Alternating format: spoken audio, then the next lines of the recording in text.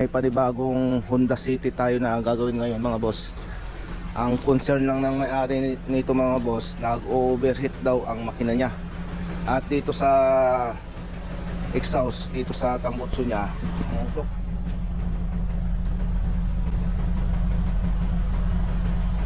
So ito po, mausok po siya. At minsan pag sobrang init na, pumapalya po siya. Pero ngayon mga boss, chine-check natin tong kanyang radiator. Nilagyan po natin ng embudo. Dito may nakikita po tayo na bumubula.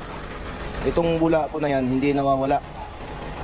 Kahit na malamig yung makina at uminit, kahit mainit na, hindi po ito nawawala ang bula po na to. Kahit i-revolusyon po natin itong mga boss, makikita po natin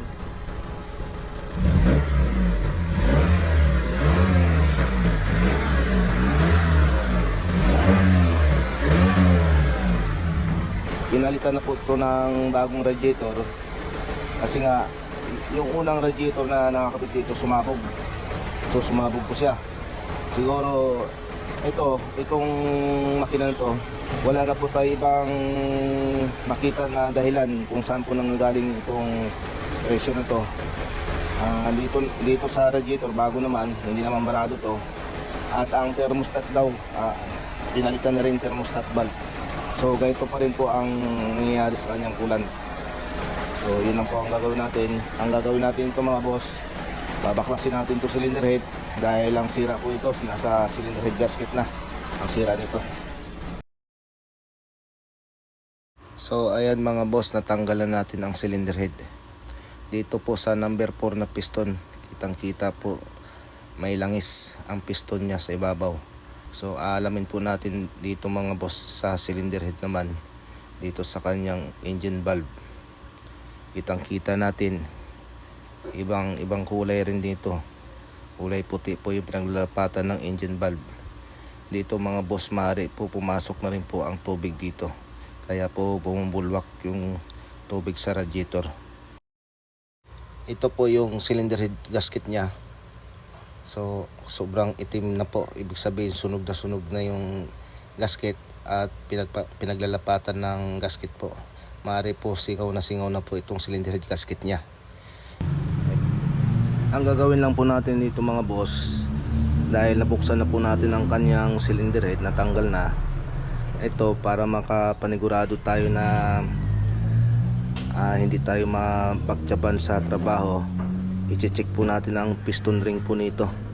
Kasi ito mga boss, isa po sa dahilan bakit mausok ang makina natin kapag ang langis umakyat po dito sa babaw ng piston. Kaya i-check po natin ang piston ring po nito. At isa pang sira po nito, ang kanyang valve seal. Natanggalin po natin ang valve seal nito mga boss, para malaman din po natin baka may sira po itong valve seal nito. Kasi nga po yung langis pumapasok po, yung langis may langis yung piston niya. So yun po ang mga gagawin natin mga boss, i-check natin itong valve seal nito saka piston ring.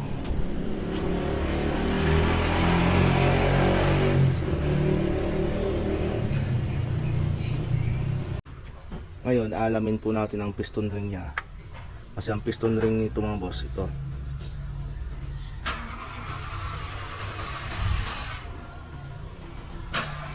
Ito mga boss, kapag sira ang piston ring, tatanggalin po natin itong tatlo. Papalitan din natin yan kung sakali po pag malaki ang gap itong piston ring na po. Unahin muna po natin itong kadalasan mga boss, kapag kasi ito hindi naman to loose compression, minsan sa kadalasan po nagkakaroon problema kung bakit umakyat ang langis po dito sa ibabaw ng piston, ang kanyang oil ring. Ito po yung dito po yung oil ring, ito siya. Ngayon susubukan po natin kung gaano po kalaki ang clearance nito dito sa liner.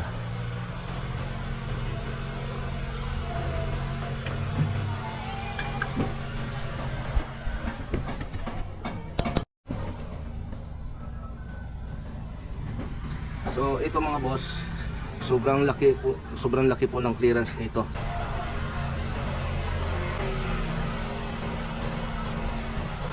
Yung paglaki ng clearance nito mga boss, isa sa dahilan po kung bakit yung langis umakyat dito sa ibabaw ng piston, kaya po nag-uusok ito, mausok ang exhaust nya. Tapos ito namang ibang ring, titestingin po natin.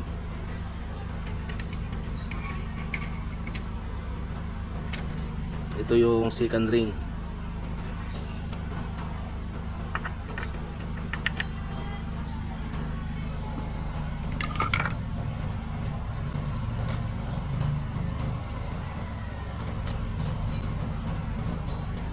Sobrang laking clearance din po nito mga boss, sobrang laki.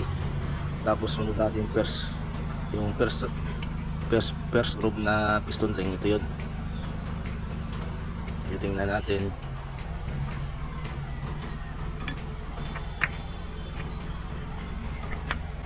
So itong mga boss, yung pinaka first groove, kunting-kunti lang clearance. Ang malaking clearance dito mga boss, ang kanyang second groove na piston ring at saka oil ring. So ito po, sasanay lang po yan kung bakit mausok po ang exhaust nito, itong makina. Ngayon, ang isa pang dahilan sa pag-usok at pumasok po dito sa piston ng langis, kanyang valve seal. So ang valve seal nito mga boss, dito po nakakabit sa may cylinder head.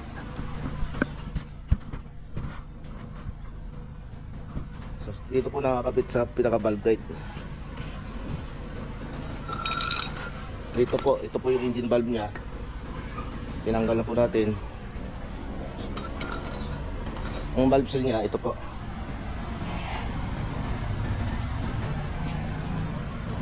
Itong pinakaraban ng valve seal, matigas na. Ito.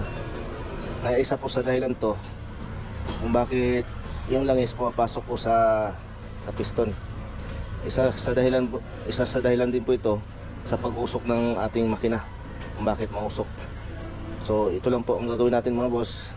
Itong sa cylinder head, ang gagawin natin, i-replace po natin to. Kasi dito sa number 4 na dito sa number 4 na piston, sunog po ito. Sobrang sunog dito. Dumadaan po ang tubig dito sa cylinder head gasket. At dito naman sa engine block naman, dahil po yung pinaglalapatan po ng cylinder head gasket dito sa liner, sobrang sunog na rin po. Ang gagawin po natin ito, i-replace po natin tong engine block para pumantay po ito. Kasi kapag hindi natin ito ni-replace, pag pinalitan po natin ng gasket ito, baka itong gasket na ikakapit sisingaw agad. Kaya ang gagawin natin ito mga boss, i-replace natin itong engine block, mano-mano lang po natin, at ang cylinder head nya. So yun lang po.